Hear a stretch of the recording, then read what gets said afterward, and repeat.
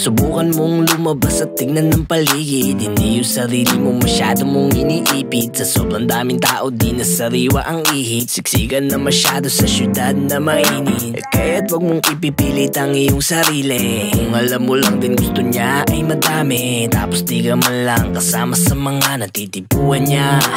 At ang masama ay masyado kang interesado sa kanya, habang siya sa'yo ay di marunong magpahalaga. Iniisip mo pa siya, ang nasa isip niya iba, hanggang sa panaginip mo pa nga ika'y baliwala. Wala ka dyang pag-asa, habang buhay ka lang naasa, hanggang sa makita mong meron na siyang kasama. Bumubuo na sila ng kanilang pamilya. Huwag kang magtanga sa isa, sa isa. Pag alam mong ayaw ka, matutok at umiwas ka. Huwag mo nang ipilit sabi, kasi nga mas lalong di mo yan madadali. Mas dapat mong unahin ang iyong sarili. Daming tao sa mundo, lalaki o babae.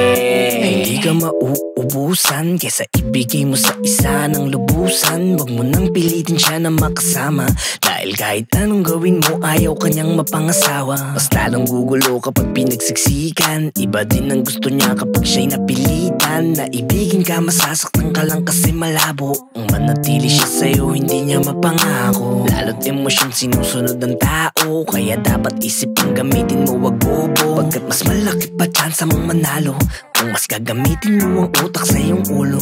Oo, meron kang utak, dapat mo yung mahanap. Di yung puro puso ang nasusunod, dapat maagap kang makiramdam. Ngayon kapag alam mo na wala siya pakialam, wala ka din dapat pakialam. Huwag kang maging tanga sa isa, sa isa.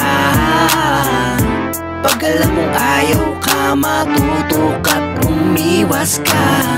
Huwag mo nang ipilit sabi, kasi nga mas lalong di mo yan madadali. Mas dapat mong unahin ang iyong sarili. Daming tao sa mundo, lalaki o babae. Huwag kang maging tanga sa isa, sa isa. Pag alam mong ayaw ka, matutok at umiwas ka.